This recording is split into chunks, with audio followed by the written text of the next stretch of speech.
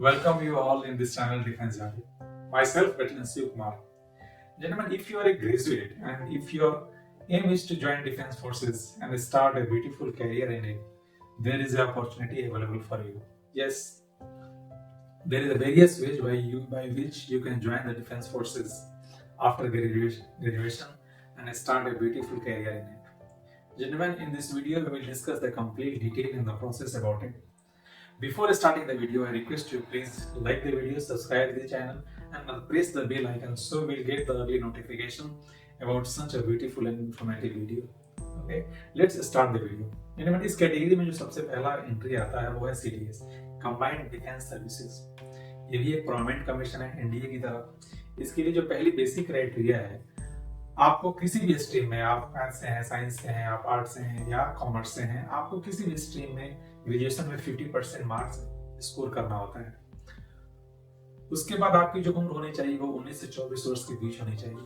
इसका जो selection process है, इसके लिए पहले आपको रिटन देना होता है। रिटन के लिए आप जो यूपीएससी वर्ष में 2 बार फरवरी और नवंबर के महीने में कंडक्ट करता है।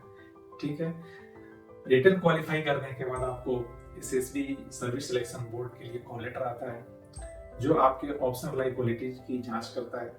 अगर दिए हुए समय पे आप एसएसबी को रिपोर्ट करते हैं, वहां पे आपका 5 दिनों का एसएसबी का टेस्ट चलता है। अगर उसमें आप क्वालिफाई करते हैं, फिर आपका मेडिकल होता है और उसके बाद आपका ऑल ओवर इंडिया का फाइनल मेरिट लिस्ट आता है और आपका फाइनल सिलेक्शन हो जाता है। तो जैसे ही आपका फाइनल सिलेक्शन होता है, फिर आपका आता है ट्रेनिंग का पीरियड। इसका जो टोटल का ट्रेनिंग जो पीरियड है वो 1 साल का है। वो इंडियन मिलिट्री एकेडमी देहरादून में कंडक्ट करवाया जाता है और जैसे ही आपका ट्रेनिंग पीरियड खत्म होता है, आप भारतीय सेना में एक यंग अधिकारी के रूप में कार्यरत होते हैं। है ना कितना अच्छा।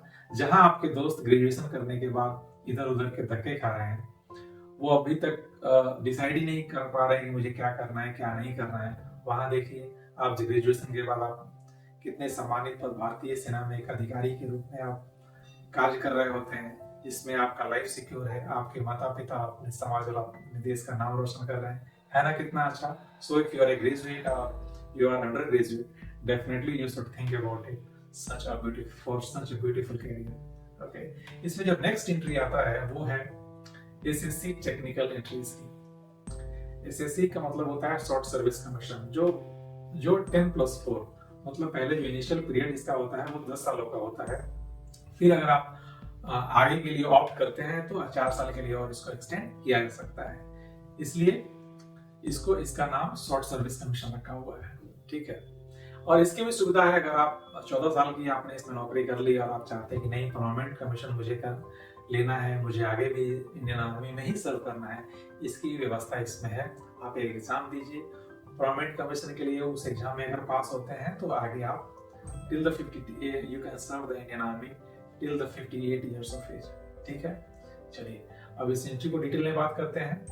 If you are a engineer, अगर आप इंजीनियर हैं या इंजीनियरिंग के फाइनल ईयर में हैं, बीए और बीटेक आपने अगर रिलेवेंट किसी भी स्ट्रीम में कर रखी है, फिर आप इसके लिए अप्लाई कर सकते हैं। इसके लिए आपकी जो उम्र होनी चाहिए वो 20। आपके इंजीनियरिंग के स्कोर किए मार्क्स के आधार पर जैसे ही नोटिफिकेशन आता है अप्लाई करते हैं, आपको इसके लिए एसएसबी के लिए शॉर्ट लिस्ट किया जाता है। अगर शॉर्ट लिस्ट में आपका नाम आता है, फिर आप एसएसबी का कॉल लेटर आपको आता है और एसएसबी में आप ऑफिसर बनने के लिए फिट है या नहीं है। अगर उसमें आप एसएसबी को क्वालिफाई कर पाते हैं तो डेफिनेटली आपका मेडिकल होता है और मेडिकल के बाद आपकी ऑल ओवर इंडिया की मेरिट लिस्ट आती है और जैसे ही आपका मेरिट में नाम आता है, आपका फाइनल सिलेक्शन हो जाता है। अब आता है इसका ट्रेनिंग पीरियड। इसका जो ट्रेनिंग है वो है ऑफिसर्स ट्रेनिंग अकेडमी चेन्नई में 1 सालों का होता है ना। और जैसे ही आपका ट्रेनिंग खत्म होता है, भारतीय सेना में आप एक इंजीनियर अधिकारी के रूप में कार्यरत होते हैं। है ना कितना गर्व का पल, जहां आप इंजीनियर भी हैं, भारतीय सेना के एक बहुत ही प्रतिष्ठित सेना के अधिकारी भी हैं, आपका लाइफ भी सिक्योर है। तो ये one of the you are doing engineering, you should try for this. इसमें जो तीसरी एंट्री आती है वो भी इंजीनियर्स के लिए ही है, जिसका नाम है TGC entry, technical graduate course. ये भी एनडीए सीडीएस की तरह एक परमानेंट कमीशन ही है। ठीक है, if you are a engineer, इसमें एक शर्त है कि आपको इंजीनियरिंग इसमें कंप्लीट होना चाहिए। ठीक है, इंजीनियरिंग के स्कोर किए हुए मार्क्स के आधार पर ही आपको एसएसबी के लिए शॉर्ट लिस्ट किया जाता है। ठीक है, इसकी जो उम्र है वो भी 20 से 27 वर्ष के बीच में ही है। ठीक है, एसएसबी के लिए आपको शॉर्टलिस्ट किया जाता है। अगर शॉर्टलिस्ट में आपका नाम आता है फिर आपको एसएसबी जाना पड़ता है अपनी ऑप्शनल लाइक क्वालिटी चेक करने के लिए। अगर आप एसएसबी जो 5 दिनों को होता है उसमें अगर आप क्वालिफाई करते हैं फिर आपका मेडिकल होता है। मेडिकल के बाद आपका फाइनल मेरिट लिस्ट होता है और तब आपका फाइनल मेरिट लिस्ट में अगर आप आते हैं तो फिर आपका फाइनल सिलेक्शन होता है। इसका जो अब आता है इसका ट्रेनिंग का पीरियड। इसका जो ट्रेनिंग पीरियड होता है वो 1 साल का होता है, वो भी होता है इंडियन मिलिट्री एकेडमी में। और जैसे ही आप ट्रेनिंग खत्म होता है आप भारतीय सेना में एक इंजीनियर अधिकारी के रूप में पदस्थापित होते हैं। तो है ना कितना गर्व का पल, आप देश सेवा भी कर रहे हैं, आपका लाइफ भी सिक्योर है और आप अपने माता पिता अपने समाज और अपने देश का नाम भी रोशन कर रहे हैं। तो ये अगर आप इंजीनियर हैं तो डेफिनेटली आपको इसके बारे में भी सोच विचार जरूर करना चाहिए इसमें बेहतर करियर बनाने के लिए। ठीक है, चलिए इसमें जो चौथी एंट्री आती है वो है एनसीसी कर रखी है और आप बहुत एम्बिशियस हैं कि नहीं भाई मुझे आगे भी वर्दी पहननी है और भारतीय सेना में सर्व करना है, तो ये एंट्री आपके लिए ही है। ठीक है, इसकी कुछ शर्तें हैं। सबसे पहले आपको एनसीसी में सी सर्टिफिकेट विथ ग्रे और ग्रेड ए और ग्रेड बी होल्ड करना चाहिए, आपके पास होनी चाहिए। आपकी जो उम्र होनी चाहिए वो 19 से 25 वर्ष के बीच होनी चाहिए। आपको ग्रेजुएशन में मिनिमम 50% मार्क्स आपको लाने होंगे।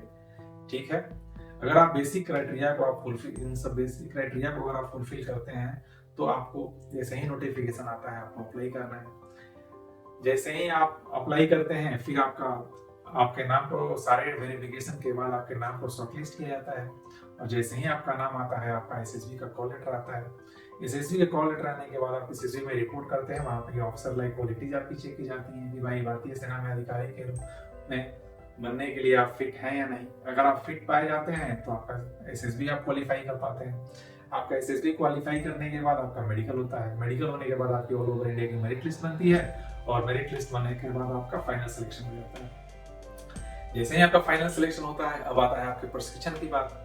तो आपका जो प्रशिक्षण होता है वो ऑफिसर्स ट्रेनिंग अकेडमी चेन्नई में 1 साल के लिए होता है और जैसे ही आप ट्रेनिंग अपना प्रशिक्षण खत्म करते हैं भारतीय सेना में एक यंग अधिकारी के रूप में आप चयनित होते हैं। तो आपका कितना बड़ा सपना पूरा होता है, आपने एक एनसीसी की वर्दी पहनी थी और भारतीय सेना के इतने प्रतिष्ठित पद पे आप हैं, तो ये भी आपके लिए बहुत ही गर्व का पल है।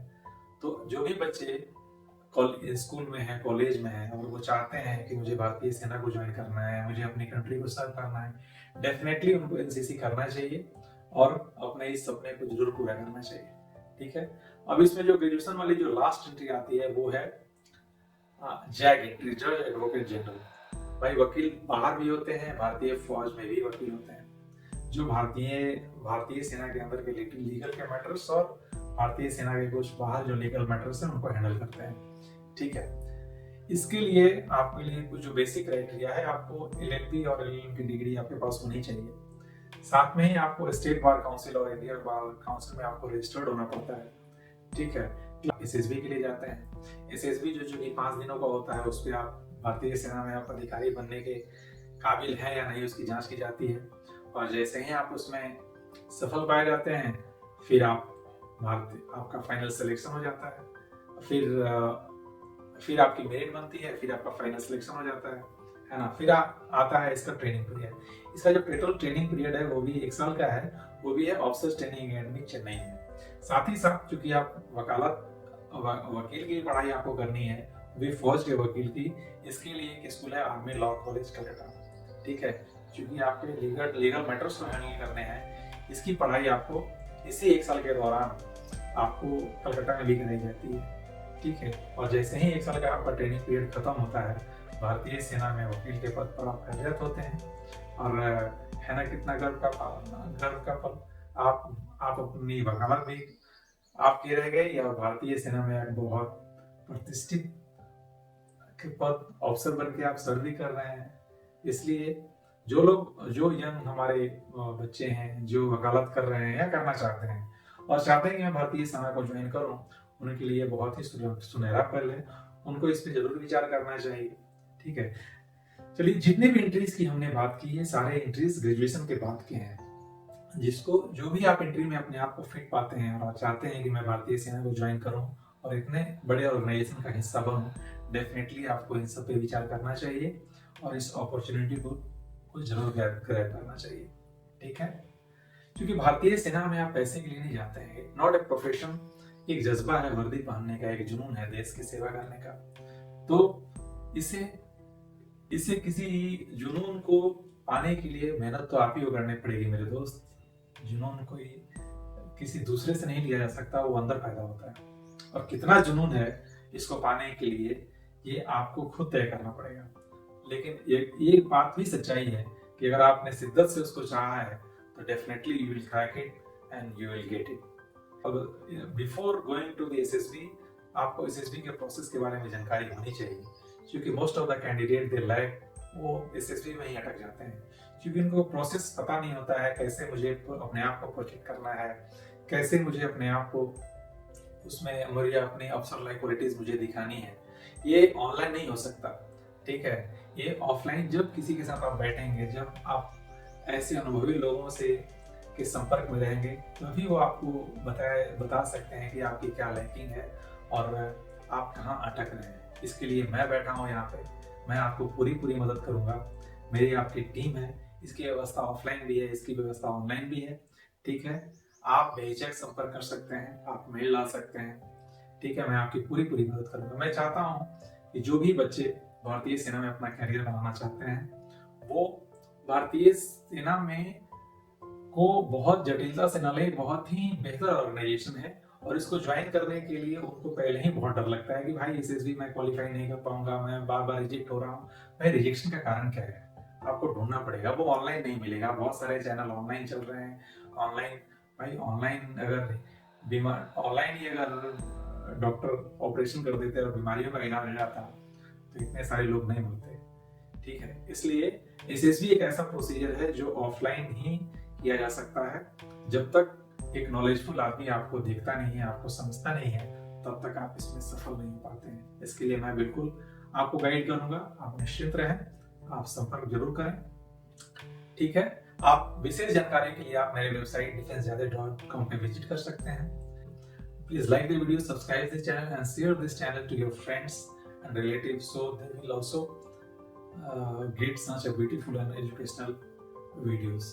Okay, thanks.